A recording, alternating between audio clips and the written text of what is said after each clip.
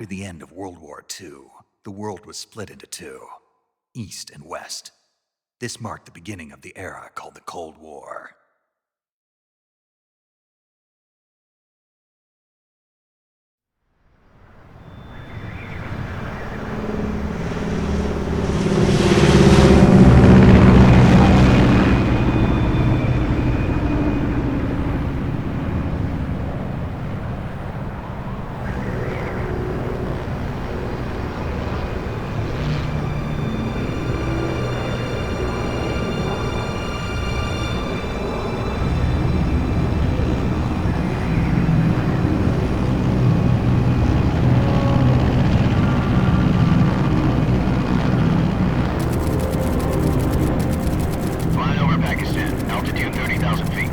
Approaching Soviet airspace.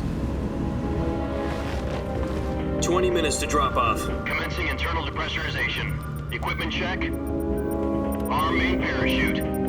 All right. You ready to go? Drop zone still showing a high pressure mass. Cav okay. Good. We've got high visibility.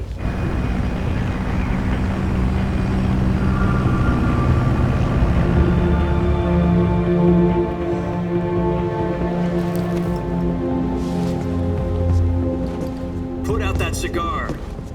Connecting oxygen hose to interior connector. Put on your mask.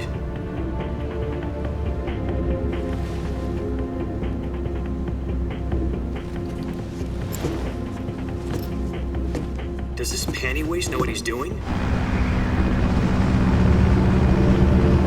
Approaching release point. 10 minutes to drop off. Hey, are you deaf? He said put out the cigar and put on your mask.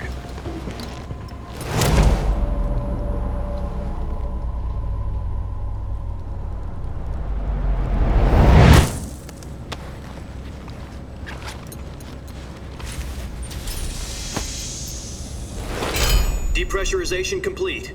Checking oxygen supply. 6 minutes to drop off. Opening rear hatch.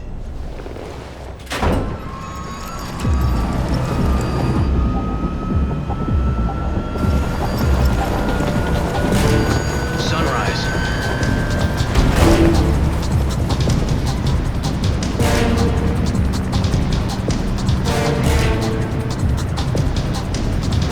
External temperature minus 46 degrees Celsius. 2 minutes to drop off. Stand up. You'll be falling at 130 miles per hour. Try not to get frostbite from the wind chill. 1 minute to drop off. Move to the rear. Activate bailout bottle. This is one for the history books. The world's first halo jump. 10 seconds to drop off. Stand by. Status okay. All green. Prepare for drop off. Countdown. 5, 4, 3, 2, 1. Spread your wings And fly. God be with you.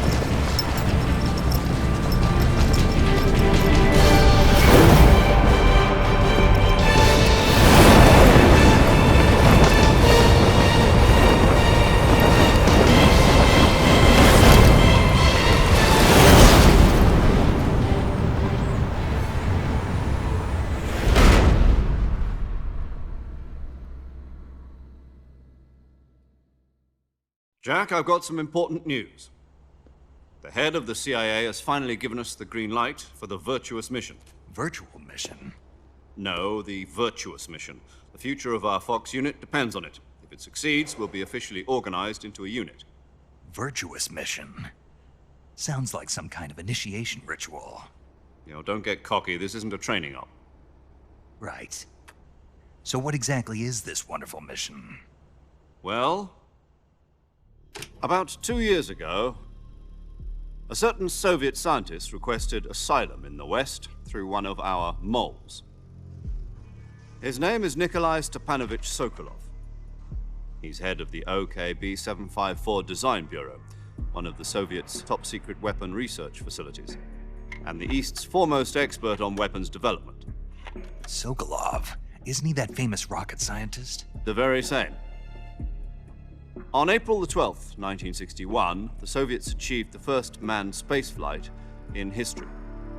The Earth was blue, but there was no God. Well spoken. The rocket that carried Yuri Gagarin into orbit was the A-1, known as the Vostok rocket. Sokolov is said to be the man most responsible for the multi-engine cluster used in that rocket.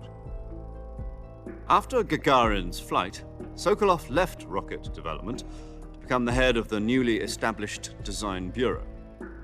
From a lowly technician to head of a design bureau, that's quite a success story, so why do you want to defect? It seems he'd become afraid of his own creations. Afraid? Call it a crisis of conscience. And for that, he left his country and his family behind and went over the fence? Not exactly.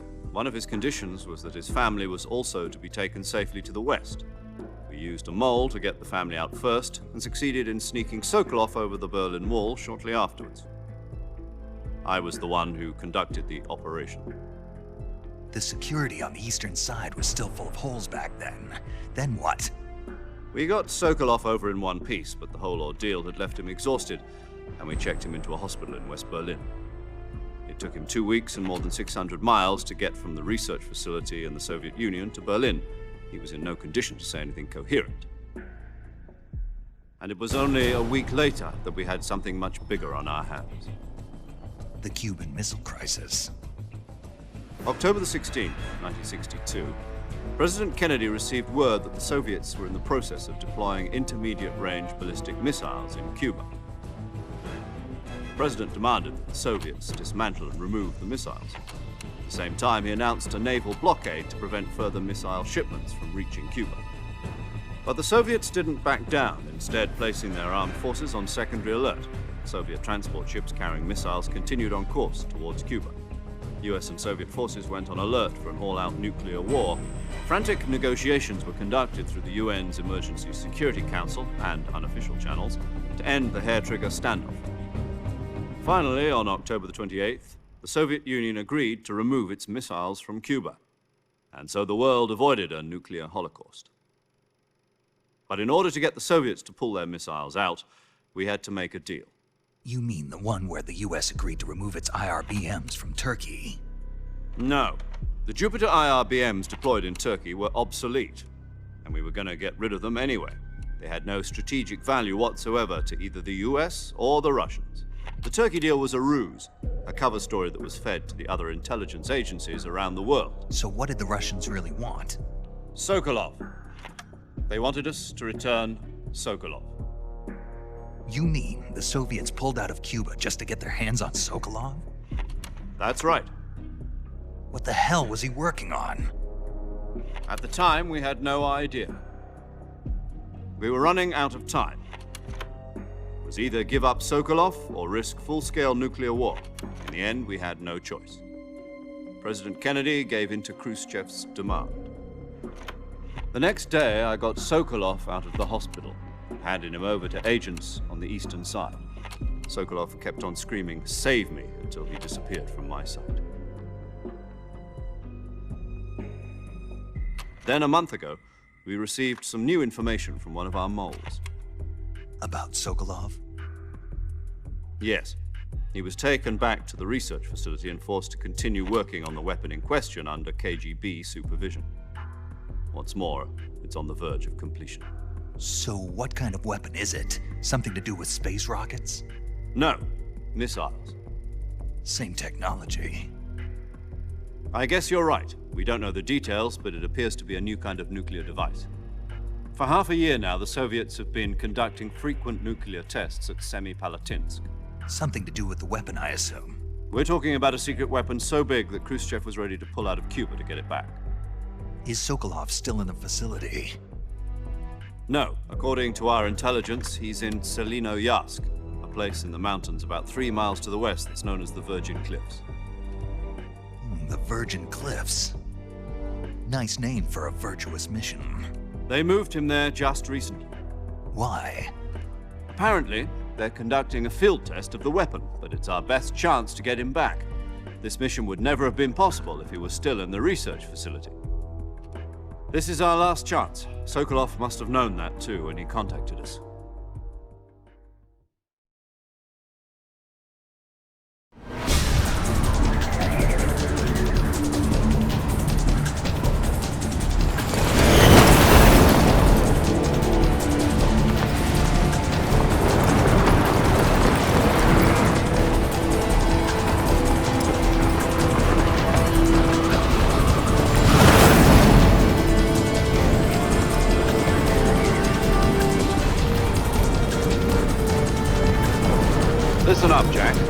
mission is to infiltrate Selino-Yarsk in the Soviet mountains, ensure the safety of Sokolov, and bring him back to the west.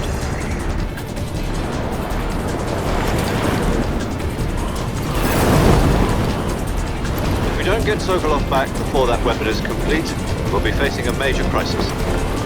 The clock is ticking.